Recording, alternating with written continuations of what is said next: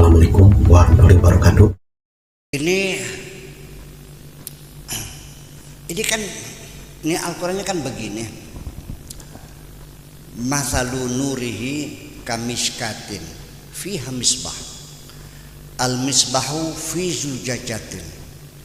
Az-zujajatu ka'anna kawkabun durriyun yuqadu min syajaratin mubarakatin zaitunatin la syarqiyatin wala gharbiyah yakadu zaituha yudhi'u walau lam tamsa sunar nurun ala nurin yahdillahu li nurihi may yasha wallahu alimun hakim. Kapan? Saya nggak yakin banyak orang yang paham ini. Ya, sekalipun orang Arabnya juga nggak paham.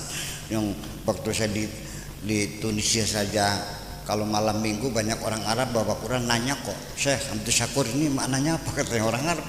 Ya karena nggak ngaji sih asalnya. Ya ada dokter, ada insinyur segala macam. Nih saya terjemahan. Masalun nurhi, percontohan cahaya Allah itu kamiskatin, seperti miskat. Miskat itu lampu cempor. Fi zujajatin, di dalam kaca. Terus azujajatu karena kaukabun duryun, seperti mutiara.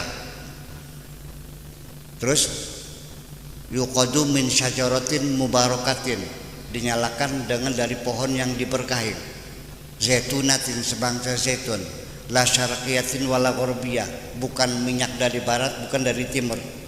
Yakadu zaitu yudhi'u, cahayanya hampir menyala. Walau lam tamsa sunar, sekalipun belum disentuh api. Nurun ala nurin, cahaya di atas cahaya. Ya, yahdillahu li nurihi man yasha, Allah memberikan hidayah cahayanya kepada orang yang dikehendaki oleh Allah. Paham nggak kira-kira? Enggak kan? Sampai sekarang semua para kosmologi mengatakan bahwa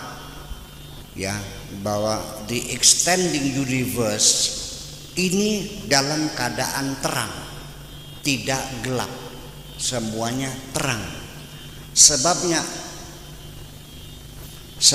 ada gelap, yaitu karena tertutup oleh bayang-bayang. Saya mau bertanya, alam semesta yang terang ini dari mana datangnya sumber cahayanya? Sampai sekarang di kita ada. Ya, oke. Dari mana sumber cahaya itu? Sampai sekarang para ahli fisika, partikel, dan para kosmolog belum bisa menjawab secara pasti dari mana cahaya itu datangnya. Tapi kita jangan mengatakan Allah cahaya. Tetapi sampai sekarang orang mengatakan bahwa cahaya itu tidak bisa dilihat, tidak bisa diraba, tidak bisa didengar, dan bentuknya juga tidak ada. Yang kita lihat itu adalah pantulan dari partikel-partikel yang mendapat sentuhan cahaya. Bayangkan. Jadi para ulama sendiri ketika menafsirkan Allahu nurus samawati, mereka tidak berani mengatakan bahwa Allah adalah cahaya langit bumi. Nanti dikiranya Allah adalah cahaya. Makanya mereka takwilkan Allahu khaliqut nurus samawat, Allah pencipta cahaya langit dan bumi. Dipalingkan maknanya, ditakhrijkan supaya jangan mengatakan Allah adalah cahaya. Allah menciptakan cahaya. Boleh saja para mufassirin menafsirkan, saya tidak akan pernah menyalahkan siapapun karena niatnya baik kok, ya kan? Jangan sampai paham. Tetapi sampai sekarang cahaya belum terjawabkan. Satu. Kemudian saya ingin mengatakan, cahaya yang ada di kita ini bisa mengusir kegelapan enggak? Ada lampunya, oke. Ini berapa lampu dia? Terang kan? Botol ini ada bayang-bayangnya enggak? Ada bayangannya enggak? Dengan adanya bayang-bayang ini berarti cahaya di sekitar kita tidak pernah menghilangkan kegelapan. Oke? Ini fisika, kita bicara juga. Berarti yang asli itu gelap atau terang? Kalau ruangan ini terang 100%, maka tidak akan ada bayangan. Dan itu sulit terjadi. Makanya ketika mengatakan nurun ala nurin, itu pasti bukan cahaya lampu ini. Ya, makanya kita bicara cahaya itu jadi ini sebetulnya sudah malam lagi. Ini kita menyangkut masalah fisika juga, sudah jam 12. Oke dah, gini aja lah. Ujung-ujungnya mah ini nanti lain kali aja jam dulu, saya pulangin jauh nih Pak ya. Nanti kapan-kapan pasti ke sana pondok aja deh. Ya, nanti ini perlu masalah ini soalnya masuknya fisika partikel itu artinya sudah nggak bisa dibuktikan dengan alat mikroskop karena partikel itu sudah di luar fisik ya. Partikel itu fisika partikel itu mengujinya sudah tidak dilihat fisiknya, hanya gejala-gejalanya saja. Magnet ada nggak? Dilihat bisa nggak magnet? Diraba bisa nggak? Bisa ketahui itu kalau kita ambil besi, didekatkan ketika dia menarik, oh berarti ada magnet. Yang kita hitung adalah gejalanya. Kita menguji satu namanya foton, ya, partikel elementer. Bagaimana cara menghitungnya? Apalagi dalamnya ada kuark. Kuark itu adalah bergerak, kecepatannya itu sama dengan kecepatan cahaya. Ini mah laboratoriumnya lain dong, nggak ada di sini. Di Indonesia belum punya laboratorium fisika partikel dong. Kalau mau di Amerika di sana pengen tahu. Ya gitu. Ini cahaya ini sampai sekarang masih belum terjawab oleh para fisika, masih tetap satu tanda tanya.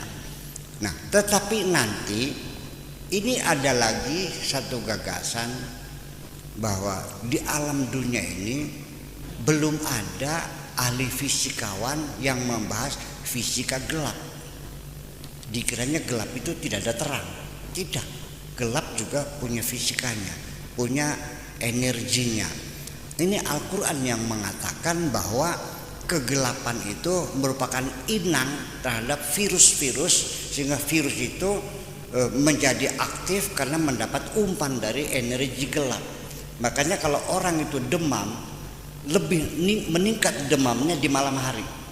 Kenapa? Karena dalam energi gelap dia mendapat makanan. Nah, ini belum dibahas banyak oleh para fisikawan, mudah-mudahan bisa ditemukan. Maksud saya ya untuk kebahagiaan kita sendiri. Nah, makanya orang yang kena tetanus itu tidak boleh mendapat cahaya, harus di dalam ruangan yang gelap. Karena cahaya itu berbahaya untuk perkembangannya penyakit tetanus ini. Saya kira masalah gelap dan cahaya merupakan bagian fisika partikel yang belum terselesaikan. Saya kira mungkin ruangannya tidak mesti di sini. Silakan datang ke pondok saja. Makasih, kita aja deh.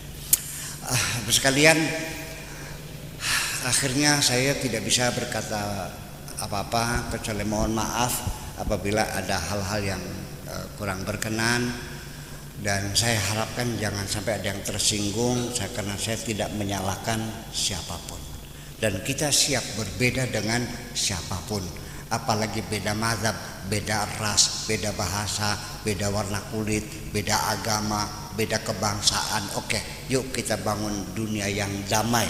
Dinus salam adalah agama damai. Yuk kita jadikan Islam kita benar-benar agama damai. Terima kasih. Assalamualaikum. Nah, yuk maka bareng-bareng bismillahirrahmanirrahim. Rabbana auzi'na an nashkura ni'mataka allati an'amta 'alaina wa 'ala walidayna wa an na'mala salihan tardah wa adkhilna bi rahmatika fi 'ibadika salihin. Rabbana atina fid dunya hasanah wa fil akhirati hasanah wa qina adzabannar. Wa sallallahu ala sayyidina Muhammadin wa ala alihi wa sahabatihi ajma'in. Subhana rabbika rabbil izzati amma yasifun wa salamun alal mursalin walhamdulillahi rabbil alamin.